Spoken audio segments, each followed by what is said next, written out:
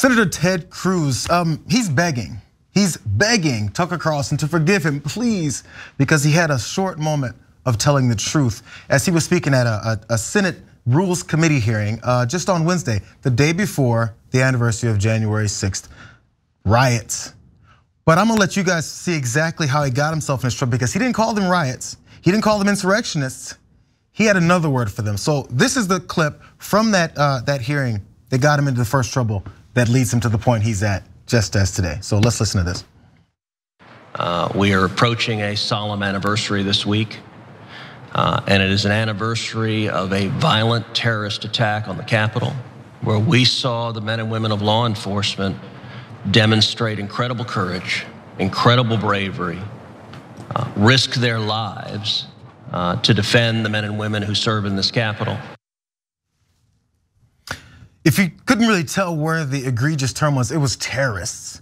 Terrorists, a terror attack on January 6th. It's a solemn week coming up. Well, Tucker Carlson wanted nothing to do with this rhetoric, and he responded immediately here. Conservative Republican senators. What are they busy doing? Well, they're busy repeating the talking points that Merrick Garland has written for them. Here's one example. He doesn't use a single word by accident. Every word Ted Cruz uses is used intentionally. He's a lawyer. He described January 6th as a violent terrorist attack.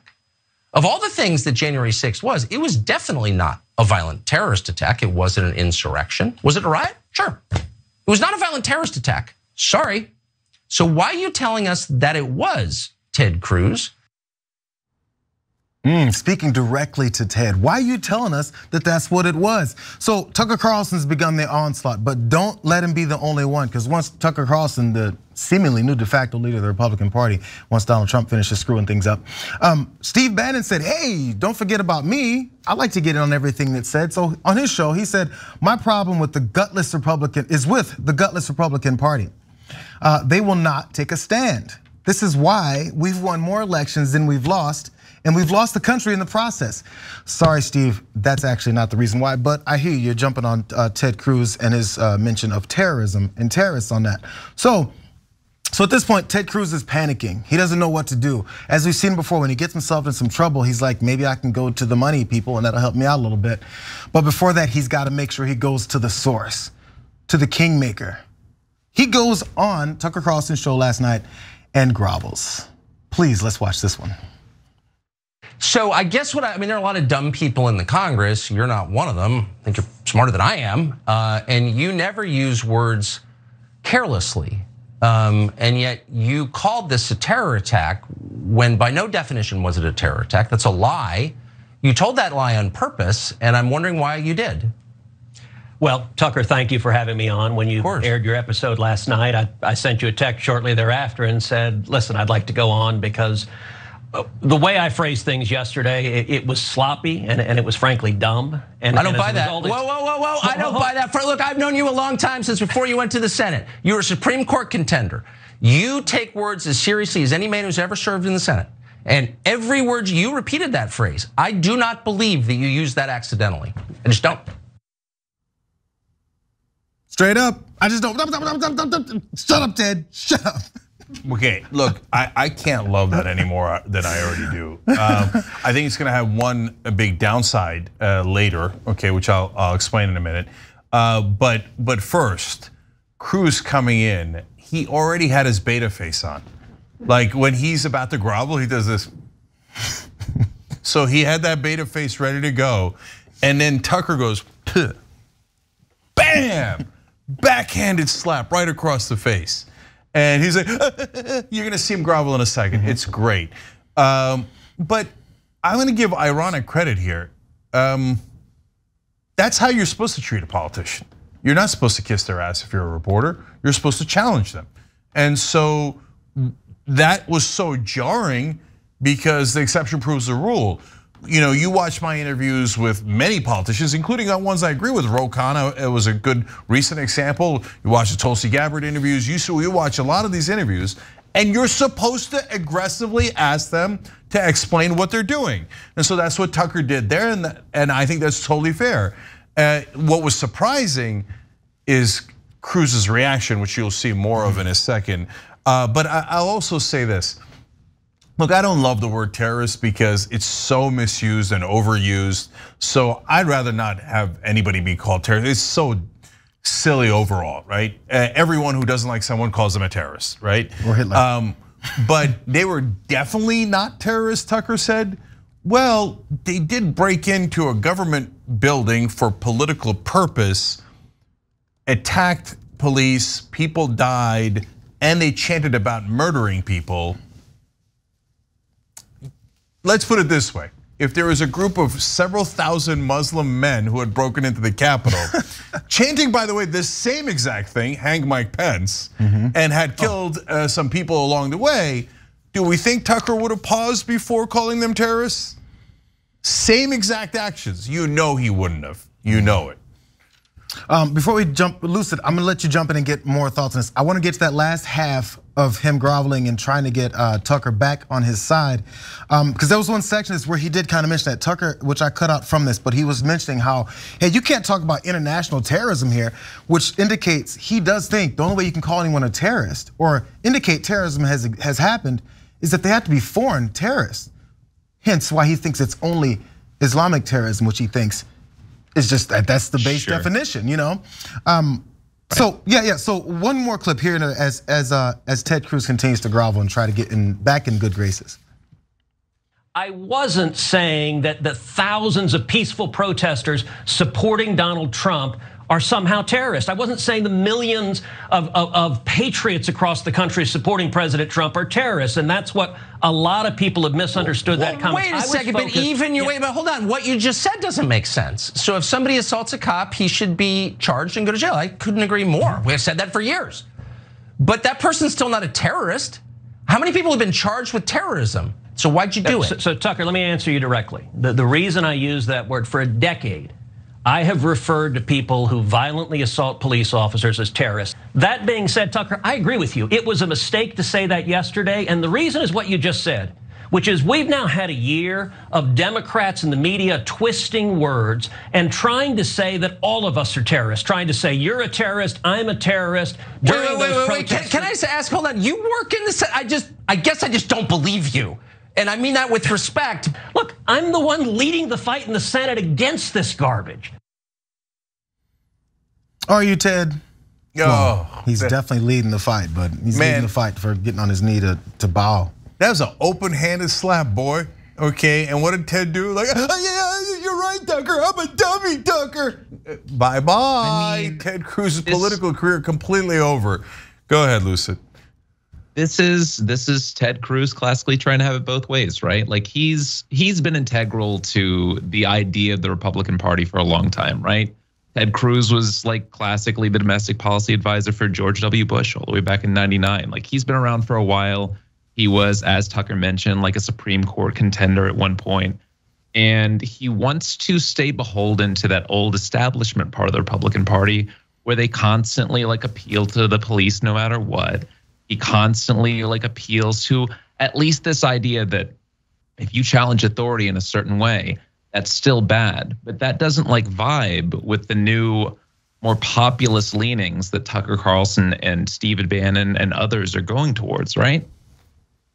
Like that doesn't play for him, and that doesn't play with the message that Tucker Carlson wants to put out to his audience. So that's a great point by Lucid. And so I wanted to get to, wait, what is Tucker actually getting at here, right?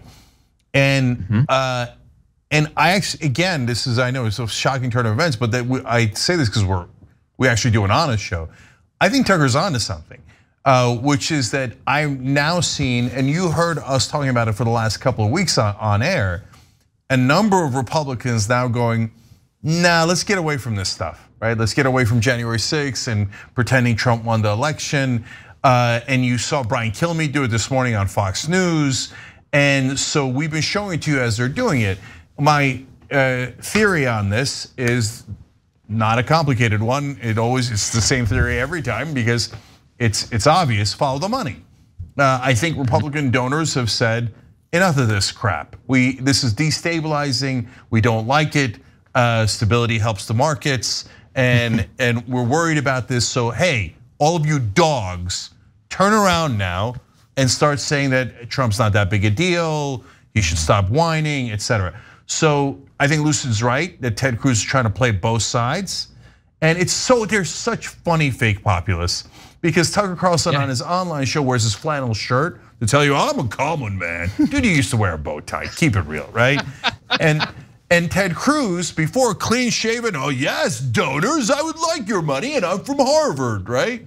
Now he's got the beard on, oh yeah, I'm a populist man. And every once in a while though, when the donors tell him, sick boy, sick, he goes, terrorist, terrorist. And then Tucker goes, heal boy, heal. And he comes on because he's a natural born beta. And that's why I get so frustrated with Democrats. These guys are so weak. You just have to push them a little bit and they'll fall over. And Democrats can't even muster that up. Look at how weak he is. I'm so sorry, Tucker. Tucker could have said in the middle of that segment, oh, by the way, I'm going out with your wife later tonight. And Cruz would have been like, oh, you're so right, I'm so dumb. She doesn't know you should take her. I always wonder exactly what, well, not always, but in this particular case, after that interview ends, you know when you have a really bad either like experience or back in school when you get called on and everybody's watching, you don't have the answer. That was for a full however many minutes that Ted Cruz was going through trying to explain himself and get back into good graces. And there was annoyance, there was waving off. Those types of things just don't really happen. And we've heard these stories about how, in general, many politicians, pundits, all of them don't really like Ted Cruz. They kind of put up with him. And so when he actually crosses the line for them with a little bit of truth, then they're like, oh, here's my chance. I can lay into him and nobody's gonna stop me because no one else likes this guy. But Jared, that's a great point, and it made me remember. You remember when Ted Cruz was considered the most right-wing Republican in the country? That wasn't that long ago. That was about 5 years ago, and even other Republicans would, like I think even Lindsey Graham said it, like if he died, no one would mind, like because he was so stubborn in being a fake right-wing populist, and he'd hold up everything, etc. Now he's considered way too soft and moderate for the extreme right wing. Like the Republican Party has gone so far right, it's so extreme that Ted Cruz being considered a moderate is insanity. But we got more. Yes, well, I want to jump down really fast because the piling on, you want the piling on? Yeah. Let's get the piling on. I was gonna jump past the piling on because this guy's been beaten long enough. But I just wanna go to the first of his tweets. He had a series of tweets, Ted Cruz did, after that appearance, which again, man, I'm not sure if anybody's advising him or if he thinks these things through. But after that embarrassing moment, then he went on Twitter, posted the interview, and tried to explain himself again. But this is the first of like 3 or 4 tweets. Yesterday, I used a dumb choice of words. And unfortunately, a lot of people are misunderstanding what I meant there with Tucker. And if you click on it, you can see it. I was not calling the thousands of peaceful protesters on January 6th terrorists. I would never do so. Then he started talking about. Well, that's actually literally what you did. Yeah, and then now it's Democrats' fault and all that. Yeah, sure it is, Ted. No, look, this isn't winning him any favors with anybody. I mean, and I think you see that on Tucker's show, right? He realizes what he did. He realizes that he made a misstep. And then when Tucker calls him out on it, he's like, oh no, please don't do this to me. You can't do this to me. I'm just starting to coalesce power again. I really want to be president one day, guys. And by the way, and nobody likes this guy. Yeah, and Lucid, Tucker, my theory is that Tucker's gonna run one day, okay? And so he just humiliated one of his top opponents. Now, if you're gonna vote, if you're a right winger and you're watching that, who are you gonna vote for, Tucker or Ted? It's over, it's over. All of Ted Cruz's ambitions, all of the pathetic groveling that he did to Donald Trump and everyone else, all of those lies and machinations for Ted Cruz, all gone to waste. His wife humiliated, his dad humiliated, all of it wasted. In that moment right there, Tucker's the alpha, he's the beta, and especially in the Republican world, you're done, son. Thanks for watching The Young Turks, really appreciate it. Another way to show support is through YouTube memberships. You'll get to interact with us more. There's live chat emojis, badges. You've got emojis of me, Anna, John, JR, so those are super fun. But you also get playback of our exclusive member-only shows and specials right after they air. So all of that, all you gotta do is click that join button right underneath the video. Thank you.